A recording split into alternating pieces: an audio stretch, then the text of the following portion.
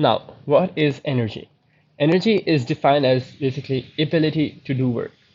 Then comes the law of conservation of energy, and this is basically one of the famous laws in physics, and it is again one of the most remembered laws in physics, which is energy can neither be created nor be destroyed, but it can be transformed from one form into another. So there are some um, workings and some scenarios where we would use formulas for questions involving the concept of energy. So here we go. Case number one. In this, what happens is an object is starting from the rest position, and it says that the object has moved some distance, and what is the speed at the end. So it says that the acceleration due to gravity is 10 meter per second square. The mass of the object is 2 kilograms. So how do we find out what is the velocity of the object at the end? So what we have to do is we just have to put in the values in the formula. So, and we know because there's no friction, so means 100% conservation of energy. So energy at start would be equal to energy at end. And one vital information that is given is that the height of the object in its initial position from the ground is 30 meters. So moving on, um, GPE or gravitational potential energy is mass times acceleration due to gravity times height. And why have we equated to the kinetic energy? Because the reason is energy at start is solely dependent on the gravitational potential energy that is stored in the object, and the energy at the end is completely the kinetic energy of the object. So, and because there is 100% conversion of energy from GPE to KE, so we can just equate both the formulas and we could find out the velocity. So because both have a common value of mass, so we could just cancel it out. Gravitational acceleration due to gravity is 10 meters per second square, so we could just replace it with the value 10. Height is given to be 30 meters, and we know that half would go over there and multiply because cross multiplication, and we have to find v. And so what would happen is that it will become 10 into 30 into 2 equals to v square, and v equals to under root 600, and the answer will be 24.5 meters per second. Okay, now let's move on to the next scenario, that is case number 2, where friction is present. So energy at start, again, is only the gravitational potential energy that is stored in the object. Then energy at end would be the kinetic energy of the object. However, because there is friction present, energy would be lost when object is moving from top to bottom or moves from its initial position to its final position, and when as it is moving down on the slope, due to friction there is a loss in energy, so there would be work done against friction. So energy at end would be lesser than the total energy at start because some energy is lost because work done against friction is to be done. So again, all the values are given. Mass is given to be 2 kgs, acceleration due to gravity 10 meter per second square, the vertical height of the object 30 meters, the distance or the slope of the distance of the slope is 60 meters, the frictional force is 5 newtons. So again, we could equate it. This formula is a very comprehensive and self-explanatory. So you just have to put in the values, and energy at start is again dependent just on the gravitational potential energy of the object. So mass times g times height, which gives us 2 times 10 times 30. And work done against friction would be W equals to F into D, where force is my frictional force that is given to be 5, and distance is given to be 60 meters, 60 meters. So again, we have to find the velocity at the end, as the question says, what is the speed? So 1 upon 2 times 2, that is the mass, times velocity square. Just solve this part and multiply the 2 over here because cross multiplication, and it is not required because 1 upon 2 times 2 would get cancelled out, and the answer will be v square is equals to 600 minus 300, or v square is equals to 300 which eventually will give me the value of V to be 17.3 meters per second. Moving on to the next scenario, case number 3, that is no friction, but this time there is a forward driving force. So again, in this scenario, what happens that object is moving from bottom to and going to the top. There's a vertical height that is unknown. The speed at the end is unknown. The distance of the slope is 40 meters. The forward driving force is 2000 newtons, and the mass of the object is 2 kilograms. The initial velocity is 2 meters per second.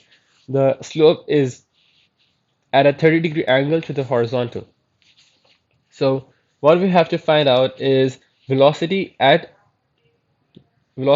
the object in the end of its motion. So again, energy at start would be because of its kinetic energy, because it has a speed, so it would have a kinetic energy. Then the final energy, or the energy at end, would be the sum of this kinetic energy and the work done due to the forward driving force. And that is the reason why we have made this word equation. That is energy at start, that is kinetic energy of the object, plus work done by the forward driving force or work done by engine, Fd times d, is equals to energy at end, kinetic energy plus gpe. And the reason is because there is a speed of the object at the end, or at the final point of its motion, and there is a gravitational potential energy too. There is a kinetic energy because there is speed, and there is gravitational potential energy because there is a height. Okay, height could be calculated by using the any cosine rule or sine rule. The sine rule would be the better one, because we just know that sine theta is equals to opposite, or which we say perpendicular, divided by the hypotenuse, and in this case it's 40 meters. So sine theta angle is 30 degrees is equals to the perpendicular, or you could also say the opposite side, that is the height, divided by the hypotenuse, that is 40 meters, or the length of the slope, the distance of the slope, and this would give us the answer of height, that would be 20 meters. So we just have to put it in the formula. Kinetic energy is 1 upon 2 times 2 times 2 square, because half m into v square, half into m into v square, plus forward driving force, so 2000 newtons times the distance, so 40 meters, would be equal to the kinetic energy at end. So 1 upon 2 into v squared, that we have to find, and it is unknown, plus m into g into h, that is self-explanatory again. We just have to put in the values and solve for velocity. Put it in the calculator, and velocity comes out to be 282 meters per second. One very short point in this chapter is power. Power is defined as rate of work done, or work done upon time. So the formula of power is, again, it is self-explanatory, because rate of work done means work done upon time, or energy upon time, and work done is force into distance, because as we said, W equals to F into D, so work done could be replaced by force into distance. So we have done this over here, force into distance divided by time, or what we could also do is, as speed is equals to distance upon time, so we could replace the distance upon time in this formula with speed or velocity.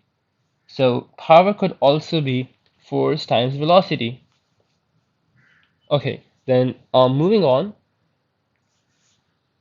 the next part is how to obtain power from energy graph. As we know that power is equals to energy divided by the time taken. So in the energy time graph that is made over here, the gradient would give us the power. The steepest the gradient is, the maximum the power it shows, and the less steep, the less power, that is output or input, whatever. So again, but the main concern is that the gradient gives us the power. So, and there's a logic behind it. The logic is that power is equals to energy divided by time. And what is gradient? Gradient is change in y upon change in x.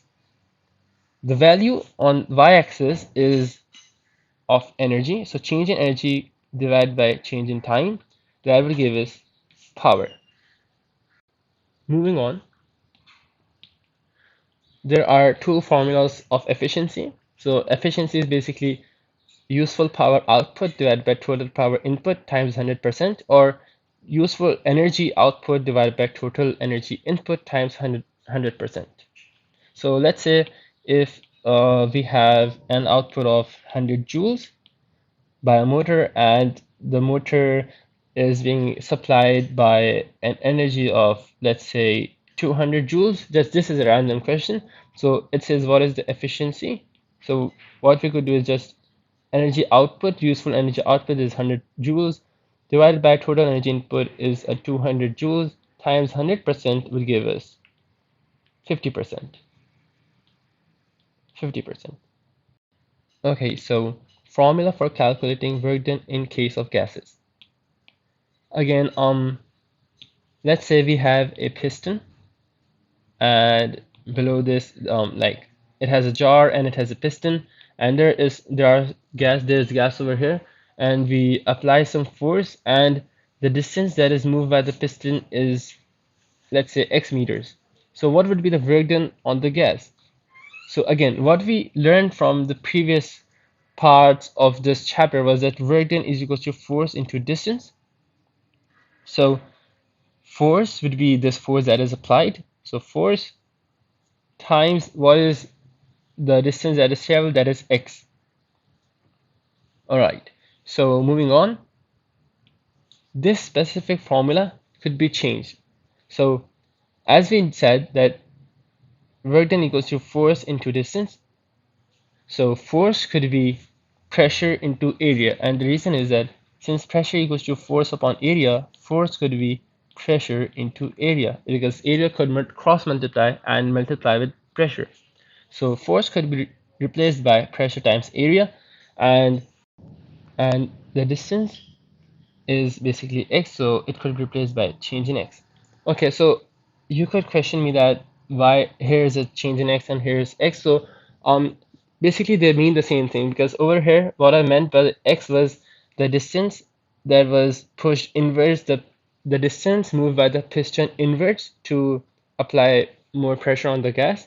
And so basically that means the same thing, because also this could also be the change in x, because at this point there's some height, at this point there would be h minus x, so again there's a change in x. So we would replace it by change in x, and because change in x would automatically give us a work done. So the pressure times area multiplied by the change in height would give me, again, area and length gives me volume. So area and change in length would give me a change in volume. So a change in volume times pressure would give me my work done on the gas.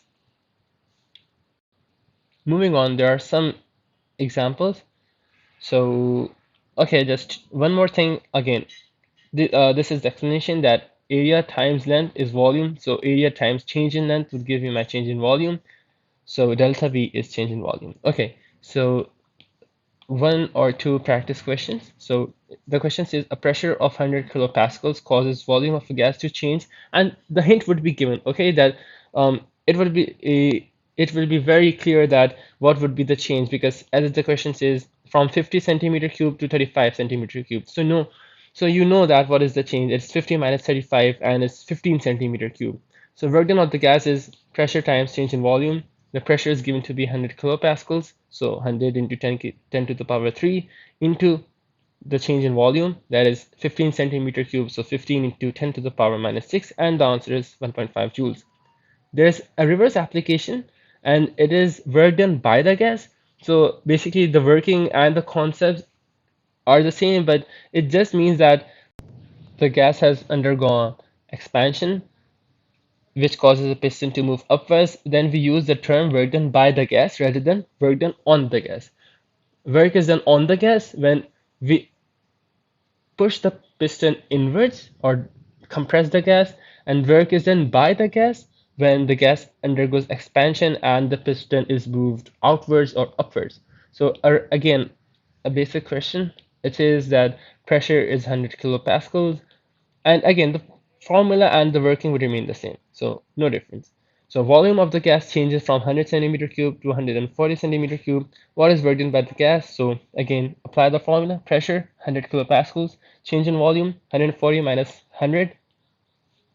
So 100 times 100 to 10 to the power 3 times 40 into 10 to the power minus 6, and we get the answer 4 joules. And that is it.